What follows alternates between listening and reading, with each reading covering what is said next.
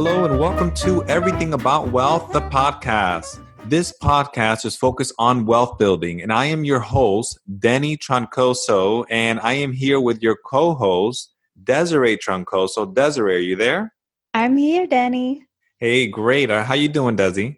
I'm okay. I'm getting over a little cold, but I am prospering. All right. Well, you need to get better because if not, you're going to get me sick. I know it. Well, ladies and gentlemen, what is the podcast all about? This podcast that we've put together, and why have we created it? Why have we done this? And the main reason is that we want people to learn.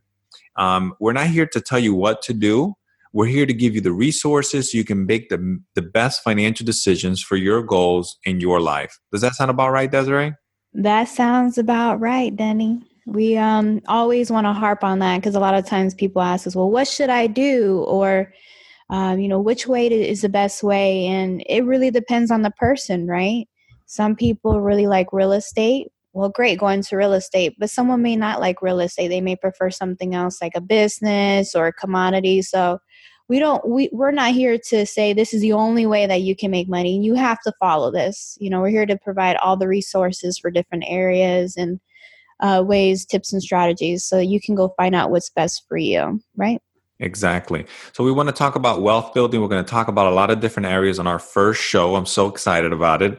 And like you said, this is more about providing resources, sharing information. And then our goal is that by sharing this information and this knowledge, that it's not only going to come from us, it's going to come from a lot of other different people and experts, but that you can make better decisions for yourself. So a little bit about me. My name is Denny, and I am a real estate investor. I invest in real estate full time. My story has been at this about close to 10 years, started investing in 2010.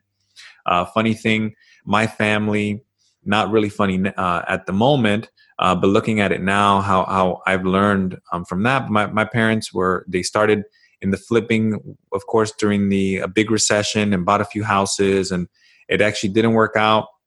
But I stayed. I knew that real estate investing was a possibility. I was very interested in the topic and read, of course, the famous Rich Dad Poor Dad book and Cash Flow Quadrant, and kept going. And then in 2010, joined my local RIA, started flipping houses and doing wholesaling. Then in 2013, bought a couple of rental houses and started managing them on my own. I was in the insurance business at the time, and as an insurance broker, started as a financial advisor, financial analyst, and I built up a great portfolio of clients doing my real estate investing and my insurance. And once I built my clients, it was great because I was making passive income technically from insurance, but it was reliant on a company. And that company, after I built a big book, actually ended up going out of business. So a big book of clients, close to $5,000 a month in income, completely went out the door. And around that time, I had already been investing in real estate. I've been doing a couple of deals a year, but I said, you know what? I want to make the majority of my income to come from real estate. So in 2015, I listened to my wife, Desiree, who's on the call with us, and she said, we need to go into commercial real estate. And we did. And we actually been doing commercial real estate, focused on multifamily properties since 2015. And we've done pretty well. We can always be doing better. But I like it that we're in the game and that we're competing and that we're trying to grow and get better every day. Yep, exactly. I was just going to say, to let everyone know, I don't think everyone knew that we're both business and life partners. So Denny and I are married, and we've been working together in real estate since 2012. So it's been a long road. It's been a long road. We've been having a lot of fun. Of course, there's been those ups and downs in business and the challenges of business. But overall, I think it's been a great journey, and I learned a lot and still enjoying every day of it. I agree, because you're just trying to get better every day. That's right. That's right. But, let me tell them a little bit about myself. Mm-hmm. So my story is I actually was working for a company, and I enjoyed what I did because I was doing some auditing, which I do enjoy. But it was difficult because sometimes I was in the office. I would arrive earlier than some employees, and then I would still be there working when the other employees were leaving. So I had a lot of hours in that I was doing at my job. And also it's just, how some things go with the company, you're limited, right? Because you're working for someone else.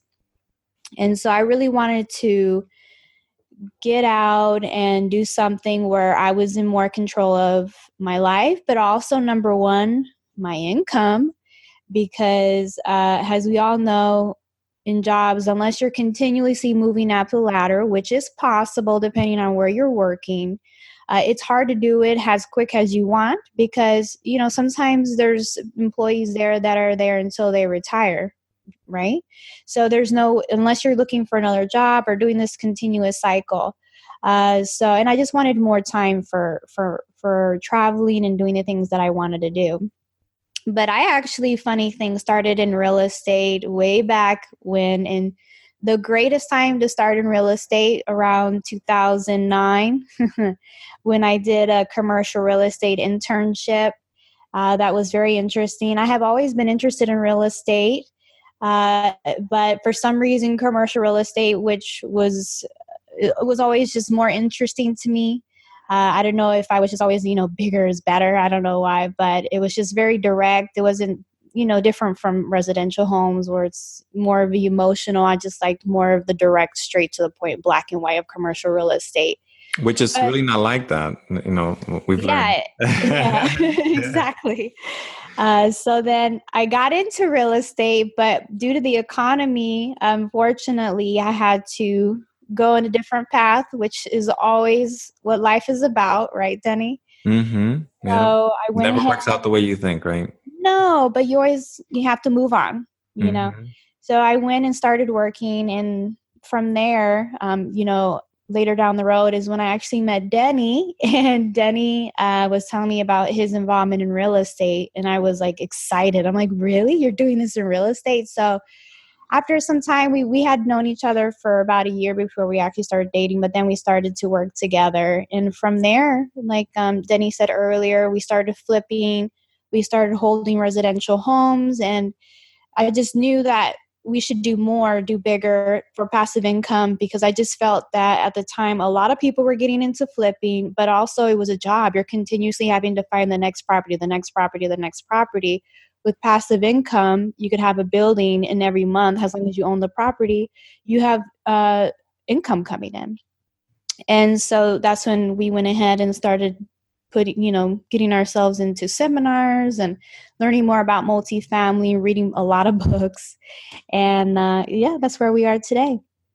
Excellent. So the podcast, you've learned a little bit about us. Now, we've created this podcast for people that are seeking a better life, whether it is that you want to move up the corporate ladder, maybe you want to find career advancement. So we want to bring in professionals and experts that can give you tips about that, because wealthy is about everything, right? You can be wealthy in a business, you can be wealthy in a career.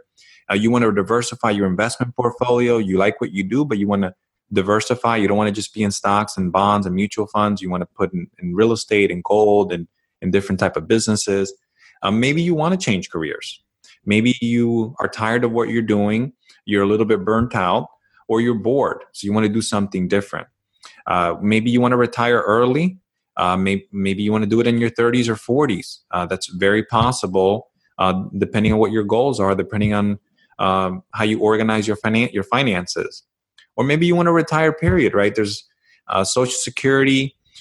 It's a bit unstable. They say that in a certain amount of years, I think it's by the 2030s, they're going to be sending out more money than's coming in, because there's not that many people that are paying into the system. So what's going to happen with Social Security? It's uncertain. You want to be able to have more money than Social Security, because maybe you don't have enough money for your retirement.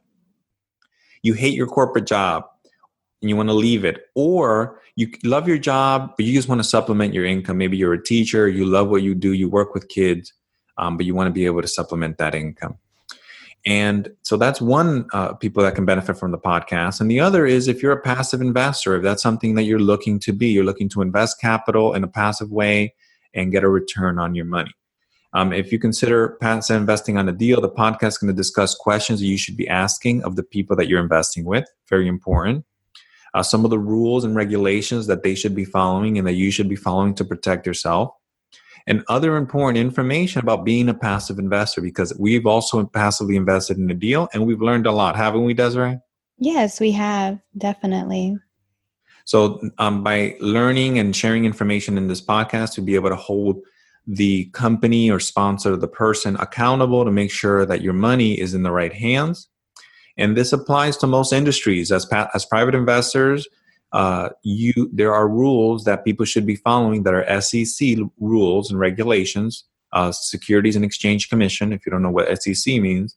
And it's basically the government's created rules for people to follow when raising money for so many different areas, businesses, real estate, etc. Yeah, Denny. And one thing that's really important about passive investor is just because you're passive investing, it doesn't mean you're not involved, right? You still want to know what are some of the reports that you're reading, what they mean, so that you can understand what the numbers are telling you. Because how are you going to know if a property isn't operating correctly if you don't understand the type of reports or the information that's being sent to you? That's a very good point. So and also what else you should be doing, to make sure that your asset is performing.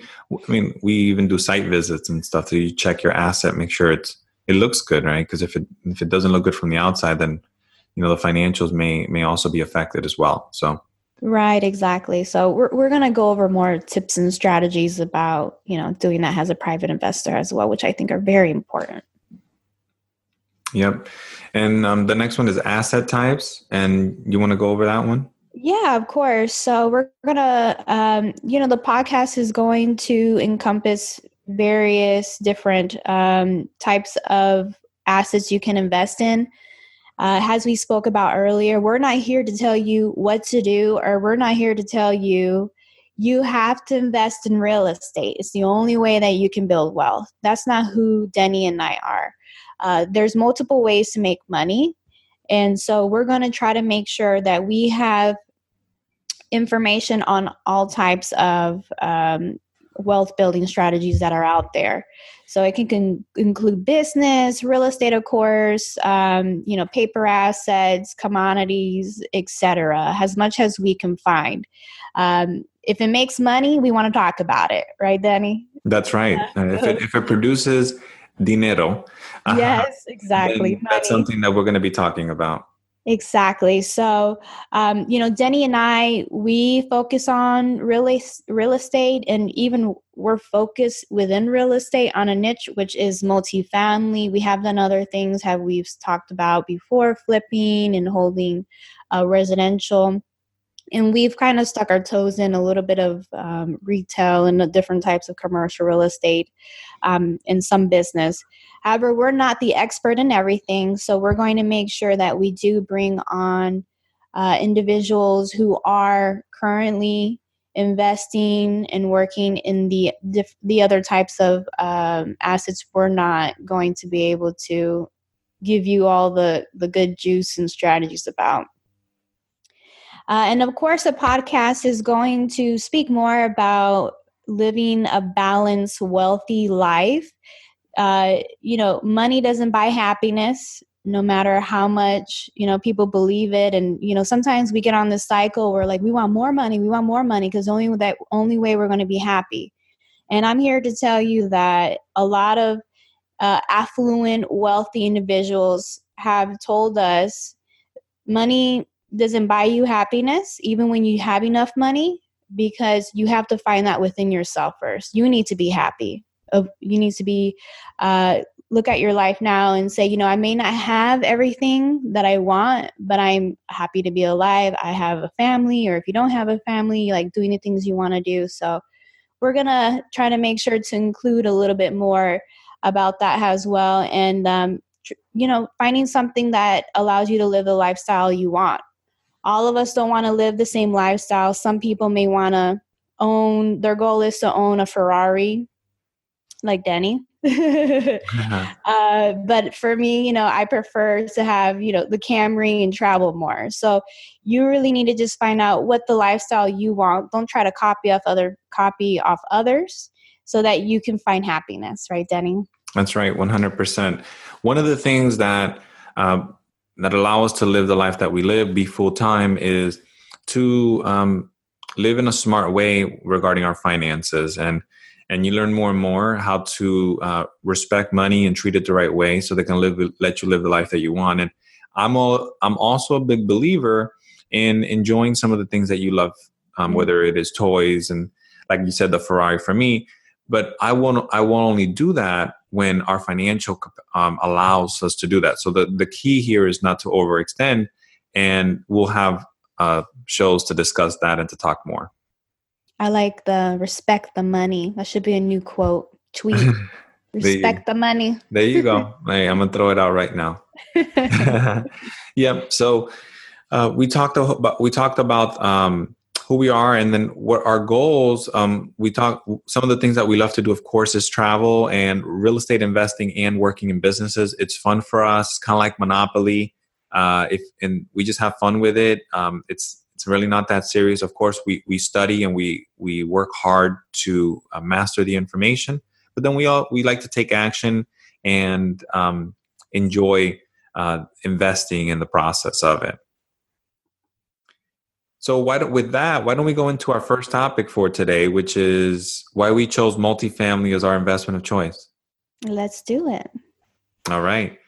So I can go first and talk about a little bit why we chose multifamily as our investment of choice. It's always, the curious question we get from people. And one of the reasons we chose multifamily is because it's low risk compared to other real estate investments. Again, I'm not here to say there is no risk. The important part is that it's low risk, right? So compared to lower risk, we could say. Yeah, exactly. Lower risk. And the reason why is because compared with other types of real estate asset classes, which are retail, industry, office, etc., everybody needs a place to live. So at the end of the day, we are all working, but where do we go? We go to a home where we can cook dinner, spend time with family, sleep, take a shower, do the necessary things we need to do. Compared to if you own a office building, well, when the economy or the market is changing and the market cycle, it might be going down. A lot of times those businesses will either change to smaller spaces, or a lot of independent business owners, entrepreneurs will decide to work from home. So the fact that it's not necessarily a need to have a place to work, you do need a place to live. And we've also seen throughout the market cycles that multifamily, compared with others, is one of the asset classes that does come out better.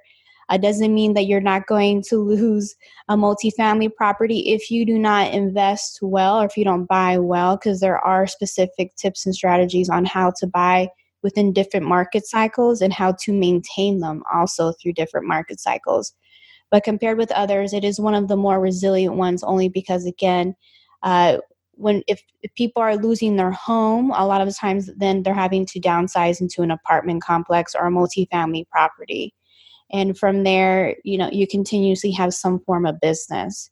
And the last one, which is something that we've really experienced because we used to hold residential single-family homes, has long-term tenants or rentals.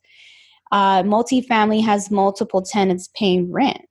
So if you own a 10 or 20 unit multifamily property, one person moves out, well, guess what? You have 19 other residents that are still paying rent. Compared to a house, if the tenant moves out or the resident moves out, you don't have any form of rent coming in. Now, if you own multiple homes, this may be a little bit easier for you, right, Denny? Yep. Because you have the economies of scale at that time, and we're going to go over a little bit more about economies of scale. But if you own 20 or 40 homes, which we've known someone who was able to do that, if they lose one renter, it may not affect them as much. But it does take longer to build your portfolio with single family homes. So at some form and point, you are going to come across that that con where you're not going to have anyone or any form of income coming in, and you're still expected to pay the mortgage, the insurance, and everything else that comes along with it. Yep. Those are good points. One of the things that I really love about multifamily, and there's also different types of commercial real estate where you get to enjoy this, is that it's passive cash flow. So you can have a professional property manager that takes care of the property, collects the rent, handles any late rent, evictions, handles the work orders when people call in, they have issues, then repairs that the property needs. They handle that whole process, and it's a professional company that can manage that asset and that can deposit your money in the bank from the rents. So that's so powerful, because I remember when I used to manage a single family homes, though it was a great experience, it was something that it was a chore. It was a responsibility. It's a job. Managing properties is a job. So if your property you are buying, if it's a multifamily, you can afford to still make good amount of cash flow and pay a property manager at the same time. And I really like that. Right. And if you're a property management company, that may be a service or the type of skill set that's for you. So that might be a perfect business for you. But that wasn't our business at that point, right? We were wanting to grow more of our portfolio as well. So it did take a lot of time away from us being able to do that. Exactly. So you when you have a property manager, they're collecting the rent, they're doing that responsibility, they're doing the job, they're earning a fee for that service. But that's something that you don't have to do, that you can focus on acquiring more properties and overseeing the property manager. It's not like you're going to just completely walk away, hand them the keys and say, send me the money. You still need to check, verify monthly reports. You still need to review, the leases, the rent rolls. There's a lot of different things you need to do. You need to be an asset manager, which is overseeing the property manager. But you don't have to handle the day-to-day responsibilities of the property. You can let them do it, and then you can do the high-level stuff, which is focusing on making sure the investment is accomplishing a great rate of return. Or if you want to have more time with your family, maybe you don't need to buy that many investments. Maybe you buy 1 or 2, 3, and you're comfortable with that. But now you can just oversee the reports that things are operating correctly. Yeah, exactly. All great points. Exactly things I was going to talk about. Passive cash flow is really that. It's just someone else is doing the day-to-day tasks for you. And you start working, but you're not working the 40 plus hours at a job, right? You have someone else doing it for you. And another reason why we chose multifamily was because of the economies of scale. I kind of mentioned this earlier about economies of scale, which it means you have the ability to have so many units and reduce operating expenses. And then sometimes what happens is you increase your income. But how economies of scale works is, say you have a management company you're wanting to hire, and to give a clear idea, you have someone that owns one home and is wanting a management company to manage it. And then you have someone else that has a 20-unit property. The property management company is going to charge a higher management fee to the person that has one single family home versus the person that has 20 units. So in most cases, what we've seen, all markets are different. You need to do your research. We've seen single family homes management fee around 10% on a monthly basis. For a 20-unit property, again, depending on the market, you may see something that's closer to 6 to 8%. And the reason why is because there's so many units in one location that they are able to manage. Instead of having to drive around town to manage so many different properties in different locations, They're also making more income because there's multiple units at one location. You're able to have more negotiating power, basically, when you have more multifamily units in one location, one area. Also, this comes with replacements. For example, a roof is a great example. When you have 10 houses, well, guess what? You have to get 10 different roofs. Compared to a multifamily property, we have a multifamily property that's 2 stories, and there's one roof that's basically over the multiple units. So there's other things like pest control. When you're coming to replace HVAC or water heaters, you're able to have a little bit more negotiating power just due to the size and the service that they are able to provide. Another way to think of it is I like the example is bulk. Whenever you're going to Costco, you can get bulk at a discount. Bulk pricing.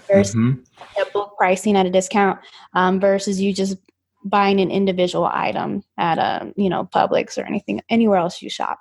I love Costco. It depends. It depends on what it is, but I do love Costco. Some things I think sometimes it's cheaper just buying it singly because you just need that one thing. But you're right. Costco does have its benefits. Yeah. And then the economies of scale, I say, is one of the biggest benefits of multifamily. It's going to save you a lot of money in operating expenses, even though multifamily has, some high operating expenses because you have people living there, you have residents that live on the property you have to take care of, sometimes pay certain utilities, etc. But there's tons of benefits with economies of scale and saving. And there's other areas where you also save, taxes, utilities, etc. So the next one is tax benefits. And this is, there's tax benefits to multifamily properties and to commercial real estate and to owning real estate in general. And one of the biggest benefits, and we're not CPAs, we're not accountants. So this is something you definitely want to talk to your accountant or tax attorney about, but there's depreciation benefits that you can take advantage of. There's also something cost segregation, which is when you accelerate depreciation. And basically what this allows you to do is to keep more money in your pocket on an annual basis if you're making a high income.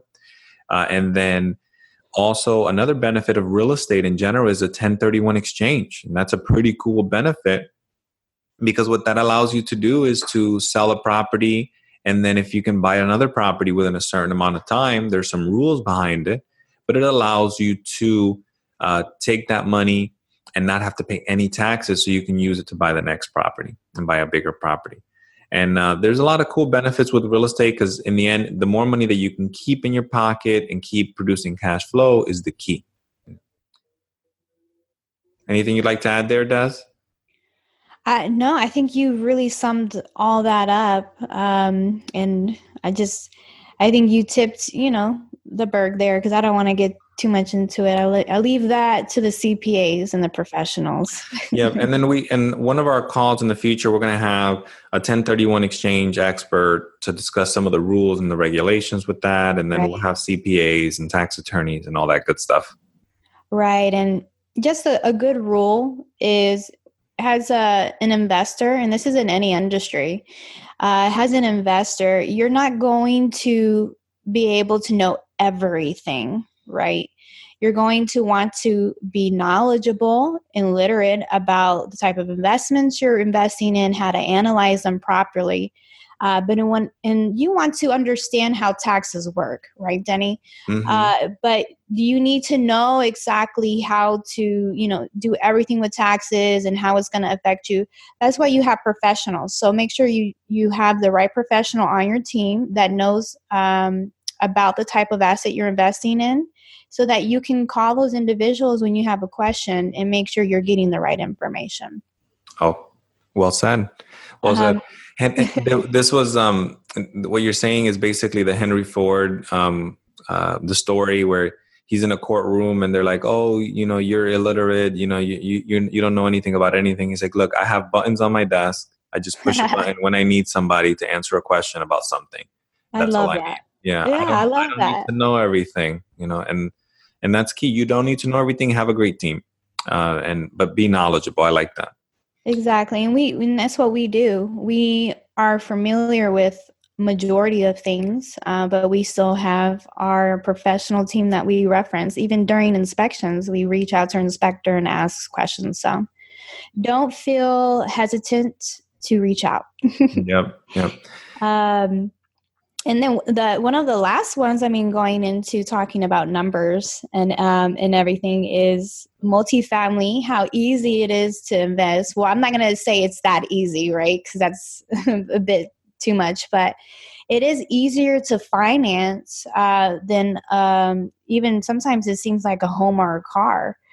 But it seems that a lot of lenders really enjoy having multifamily as a part of their mortgage program. And I think it just goes into from what we've talked from lenders, it goes into just the risk of the multifamily industry compared to other types of asset classes. And it's really something that if you can go in and you have previous experience, the programs that are out there can really help you get your foot in the door and help you start building a portfolio. And even if you don't have the experience or you don't have all the funds, well, guess what? You're able to partner with other people in order for you to purchase. And sometimes even lenders prefer that, right, Denny? With certain construction loans, if you don't have any construction experience, they just say, hey, just bring in a partner and we'll be willing to move forward with that. Exactly. And even if you don't have experience in that asset class, we've had people reach out to us to be partners because we're located in the southeast of the United States, and they needed a partner in that location. They didn't have that much experience in multifamily, so they reached out to us. So there's some benefits to partnering, but multifamily is definitely easier to finance. I think with single family homes, you're limited unless you find a special lender that can do like more than 10 loans. I think the limit is 4 or 10. With multifamily, it's, whatever the sky's the limit with that, with financing. And with that, I'd like to just say, unless there's anything that Desiree would like to add, I'd like to say to stay tuned for our next podcast episode, because that concludes today's podcast. And the next episode is going to be with Jason DeBono with New View IRA. He's an executive with them, and he's going to be talking about self-directed IRA investing. This is going to be a great episode. I really enjoyed it. It's something that I've partnered with other people that have self-directed IRAs and 401ks. But if you're looking to learn how to use your 401k or IRA to invest in different types of assets than the stock market, maybe you want to diversify some, or maybe you're tired of the stock market. Maybe there's so many different investment options. Or for those of you that are raising money for investments, but you want to learn how to talk to people that have these types of accounts, this is a great podcast for you. Now, with that, to learn more about real estate investing or about how to be a private investor, visit our website at everythingaboutwealth.com. In fact, how could I forget? Make sure to subscribe. Click the subscribe button so you can follow us on the podcast and you don't miss any episodes that may be coming up. Make sure to like us on iTunes, Stitcher, or your favorite app. This allows more people to see the show and become more exposed to it so we can continue to do more and more shows. And Desiree? Yeah, and if you would like to follow us, you can follow Everything About Wealth on Instagram at Everything About Wealth. And if you're interested in following us on our personal Instagram, feel free to follow us at DTroncoso16 for Denny. And I am Desi, Dessi Troncoso. All right. So with that, guys, I'll see you guys on the next show. Take care. Take care.